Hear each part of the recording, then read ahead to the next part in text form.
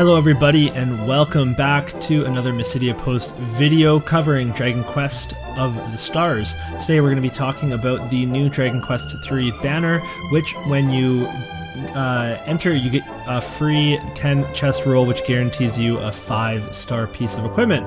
Not a bad way to go. So we'll take a look at the banner now and kind of look through the kind of stuff you can get. The two main exclusive things you can get in this set are an anti-Baramos set and a anti-Zoma equipment set, both with fully exclusive gear. So if we take a look at some of this gear, the Headsman's Axe is the Baramos weapon, and it has a pretty weird main skill, which is Hatchet Man. This has a 50% hit rate, but guaranteed to cause a critical hit if it connects. So that's not really something too dependable, but if you look at Axolotl, this is a huge ability, 400 potency against humanoid foes and 200 potency against all others, and then that gets upgraded quite well at level 10 and becomes quite a short cooldown for your CT. If we evolve it, you're going to get a couple of good B slots, so it's pretty standard, and the max power is actually one of the higher that we've seen. So it's not much higher than some of the other axes that we've seen, but it is higher. All of the gear is going to have anti-bang equipment, so we have the shield, the bladed headgear, which has anti-confusion, the bladed armor top, which has bang guard and counter, which is very nice, deals 10% of damage back to the enemy. The bladed armor bottom has confusion guard and rebel guard, so just a nice set of gear that's you know, I wouldn't be unhappy to pull any of it, but I'm not necessarily going to pull from this banner. The Storm Spear is for the next set here, and it has a couple of interesting abilities. For the main ability, we have Hell Strike, which is a 320% potency zap attack with 60% chance of reducing defense. That's really good. Very high chance of reducing the defense, and just a huge burst ability, so we like that quite a bit, and obviously looks good on its fully upgraded ability. The second ability is similar to Hatchet Man. It's a 50% hit rate, guaranteed to cause a critical hit if it connects, so that's a pretty risky move. If we get a skill, and correct me if I'm wrong, I don't know if we have one, if we get a skill that guarantees your next hit, then maybe there's some sort of combination here, but otherwise, looking at the evolve of this weapon, it actually has some really good healing support spells. So if you were to have this as a max level, this might actually go pretty well with a class that likes to heal. I believe paladins can use spears, and otherwise this is just, I think it's a solid weapon. So again, something that you could be happy to pull. Moving on, we have our Ogre Shield, and this has Ice Breath, Blocker, and Crack Guard mid. So a lot of ice defense things we're going to see here in the Dark Headband, which has Magic Attack Down Guard and Attack Down Guard. And these are high level ones, so they actually do pretty well overall. The Dark Guard top also has Crack Guard High, so can reduce up to 30% and then 45% if you were to upgrade it. For the Dark Garb bottom, which is actually what I pulled with my free pull, it has Ice Breath, Damage Down mid, and then Sporadic Remedy Heal, which is kind of like a regen from Final Fantasy, so it's going to heal you a little bit each turn, and it just has a chance to cast that every single turn. There's a 5% chance that's going to happen. This is obviously a pretty sweet skill. I'm pretty excited that I got this, because it's just nice to have that little bit of healing in some of those tougher fights. Moving on here, we have Solar Rod, and this rod is worth pulling purely for the fact that its main skill is called Solar Wheelie. So this is a 230 potency bang type attack, target all enemies, and it can be quite powerful and quite fast, of course. I love skills like this. These types of skills are so good for getting your skillful finish on trash mobs when you're going through rounds.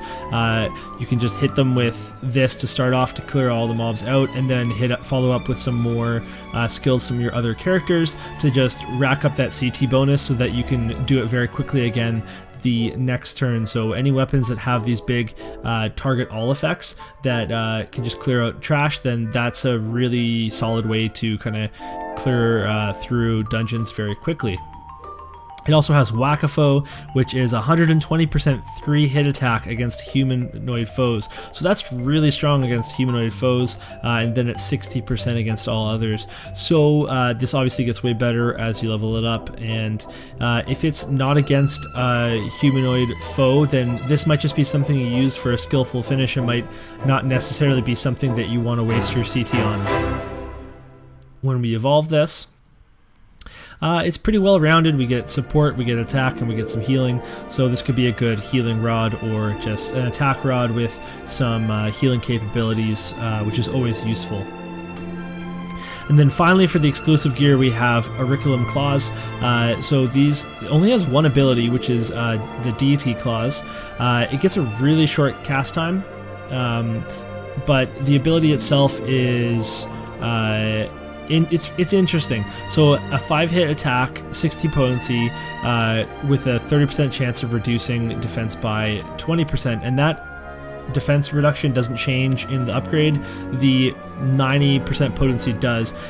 If you were to upgrade this skill to the max, I think it'd be quite good, and the reducing defense is very strong. Obviously, with claws, like you don't get as much damage, and they're kind of harder to use. I feel like this maybe has some potential at max level, but that's a lot of investment for a weapon that will be outdated eventually. If we look at the full upgrade for it, you do get a bunch of A ranks, which is really neat. 2 supports, 2 attacks. So and the attack here is actually very, very strong. So the full upgrade of this is actually one of the stronger attacks that I've seen.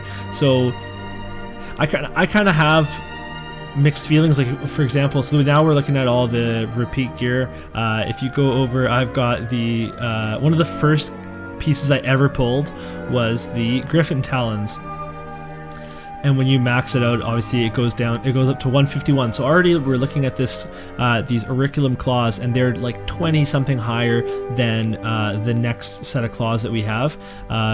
But with this with the Griffon Talons, they just I found that they're just not that strong, and the abilities aren't that good. For example, Flailing Nails, 30% potency is really, really weak, so you're not even going to be like using these types of abilities. Even Propeller Blade is an 80% whoosh type attack, and it hits twice, but I seem to have a little bit of trouble using these claws, and I wouldn't recommend pulling them if you can help it. Although obviously with the max on these, that's going to be a really big deal. That is, of course, if you were to evolve them, which is not by any means a guarantee. But it is quite interesting to see that they get up to 172, because even if we look at something like this new Storm Spear and we evolve it all the way, we're actually looking at 154, and with the new axe, we're looking at 159. So a little bit of power creep there, but obviously not something that you're necessarily going to get to, and you might just want to save your gems. Speaking of which, I actually do think that this banner is something you don't necessarily have to roll on. I think the Eldritch stuff was really cool. The Eldritch sword is amazing. But this gear is not as alluring to me. The weapons aren't as alluring to me. Now, you're of course going to be happy with these. They're better than the gear that we've had in the past. Well, some of it for the armor and for the weapons. But overall, it's not something I would chase with your gems. Just be happy with the free pull, and then start saving for the next big thing. Or if you haven't got any metal slime weapons, then maybe that's something that you can look into. Alright, and that's going to be it for me. I hope you enjoyed the video. Let me know in the comments what you got with your 10 chest pull. So I actually got 2 5-stars total. I had the dark garb bottoms, but I also pulled this nice little miracle shield right here, the Captain America shield. So I was pretty happy to get. That's actually my first 5-star shield, so I was pretty psyched about it. Alright, so we'll see you next time, and thank you so much for watching. Thank you so much for watching. You can like and subscribe to support us further, and you can read the Mysidia Post articles at themysidiapost.com. You can also check out our Patreon if you want to support us more. And if you need FFTCG singles, then look no further than Cards of Evilise. They've got great deals and prices. Check them out. Finally, I'd like to thank FF Decks for creating the best website for creating your Final Fantasy trading card game decks. They've also got a Patreon, so make sure you go check them out. They work so hard for the community, so let's pay them back. See you next time.